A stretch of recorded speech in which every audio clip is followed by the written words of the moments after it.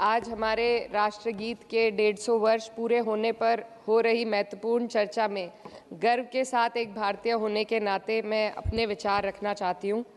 सदन में इतिहास को तोड़ मरोड़ कर पेश करके फिर से मुस्लिम तुष्टीकरण के नाम पर भारतीय मुसलमानों को कटघरे में खड़े करने की कोशिश की जा रही है। लेकिन मैं सदन में बताना चाहूँगी कि हम भारतीय मुसलमान जिन्ना के आह्वान को ठुकराकर अपने इस प्यारे वतन की मिट्टी के साथ मजबूती से जुड़े रहे। हमने महात्मा गांधी, बाबा साहब डॉक्टर भीमराव अंबेडकर, रविंद्रनाथ टैगोर जी, सुभाष चंद्र बोस जी, मौलाना अबुल कलाम आज़ाद, अशफाक उल्लाह खां साहब के विचारों को अपनाया। हम भारतीय मुसलमान इंडियंस बाय चॉइस हैं, बाय चांस नहीं। वंदे मातरम के किन छंदों को राष्ट्रगीत के तौर पर अपनाया जाए, ये फैसला सर रविंद्रनाथ टैगोर और सुभाष चंद्र बोस जी जैसे नेताओं के परामर्श के बाद हुआ। क्या अब हम उन महान नायकों की समझ पर प्रश्न चिन्ह उठाएंगे? उन्हें देश को बांटने वाला और तुष्टीकरण करने वाला कहने का पाप करेंगे? उन महान हस्तियों ने वंदे मातरम के उन छंदों को अपनाया जिन्होंने देश के हर वर्ग, हर धर्म के मानने वालों को एक सूत्र में पिरोने का काम किया। और मैं एक घटना आप लोगों के सामने रखना चाहती हूँ।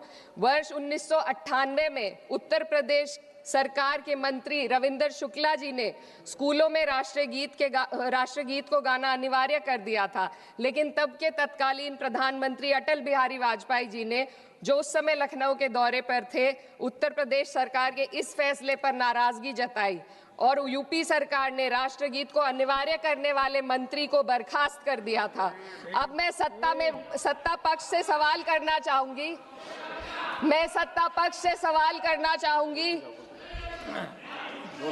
बोलने दीजिए। मैं सत्ता पक्ष से सवाल करना चाहूंगी कि जो विजन आजादी के समय के लोगों का था राष्ट्रगीत को स्वेच्छा पर छोड़ने का, उसी का अनुसरण माननीय अटल बिहारी वाजपेयी जी ने किया, तो क्या वे भी मुस्लिम तुष्टीकरण कर रहे थे? जी नहीं, अटल बिहारी वाजपेयी जी राजधर्म निभा रहे थे। देश में सब धर्मों को एक साथ लाना, सबके जज्बात का एहसास करना ही सबसे बड़ा राष्ट्रवाद है। माननीय अध्यक्ष महोदया, आज हमें वंदे मातरम के असली भाव को समझना जरूरी है। यह गीत तो देश के जल, जंगल, जमीन, हरियाली और निर्मल हवा की वंदना को समर्पित है। यह भारत की जन जन की मंगल कामना करता है कि भारत का हर नागरिक स्वस्थ रहे, सुरक्षित रहे और सम्मान के साथ जी सके। सुजलाम सुफलाम का अर्थ है, सुनिए, ऐसा देश जहां स्वच्छ और पर्याप्त जल हो, जहां नदियां जिंदा हो, बहती हो, जीवन देती हो। अध्यक्ष महोदय, लेकिन अब जरा यमुना का हाल देखिए। दिल्ली प्रदूषण नियंत्रण समिति की 2025 की रिपोर्ट बताती है कि यमुना के कई हिस्सों में बीओडी स्तर 127 mg पर लीटर है तक पहुंच चुका है, जबकि किसी जीवित नदी के लिए ये 3 mg पर लीटर से कम होना चाहिए। ये सिर्फ नदी का संकट नहीं है, ये किसान का संकट है। नमामि गंगे के नाम पर हजारों करोड़ रुपए खर्च हो गए, लेकिन सच्चाई ये है कि आज भी गंगा और यमुना के किनारे किसान मजबूरी में उसी जहरीली पानी से खेती कर रहा है। वही जहर अनाज में उतरता है और वही जहर किसान की जिंदगी को धीरे धीरे खत्म कर देता है। अध्यक्ष महोदय, जब पानी जहर हो जाएगा तो सुजलाम कैसे होगा? जब किसान बर्बाद होगा तो सुफलाम कैसे होगा? मलयज शीतलम, मलय का अर्थ है मलय पर्वत से बहने वाली ठंडी, सुगंधित, चंदन जैसी हवा जो जीवन देती है, बीमारी नहीं। आज मैं इस सदन से पूछना चाहती हूँ, क्या आज के भारत की हवा मलयज शीतलम है?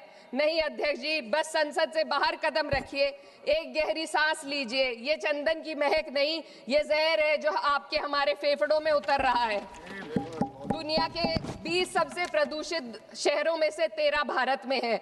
दिल्ली की हवा में सांस लेना मानो रोज 20 सिगरेट पीने जैसा हो। भारत हर साल सर्दियों में जहरीली हवा के प्रकोप में घिर जाता है। AQI गंभीर स्तर पर आ जाता है।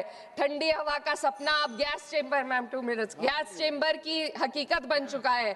हम वो देश हैं जहां सरकार प्रकृति पर बने गीत का मान मर्दन तो करती है, पर उसी प्रकृति, जंगल, हवा, पेड़ को बचाने वाले कानूनों को धीरे धीरे खुद ही खत्म कर रही है। ये है आज के हमारे मलयज शीतलम की अफसोसजनक सच्चाई। अगर हम हवा को साफ नहीं कर पाए तो न सुजलाम बचेगा, न सुफलाम बचेगा। माननीय अध्यक्ष महोदया, सस्य श्यामलम का अर्थ है ऐसा देश जहां उपजाऊ जमीन हो, जहां खेत फसल से भरे हो और किसान कर्ज और निराशा में न डूबा हो। आज किसान सिर्फ मौसम से नहीं लड़ रहा, वह प्रदूषण, नीतियों की बेरुखी और सिस्टम की नाइंसाफी से लड़ रहा है। एक तरफ कॉरपोरेट के लोन माफ होते हैं, दूसरी तरफ किसान को उसकी वाजिब एमएसपी भी नहीं मिल पाती है।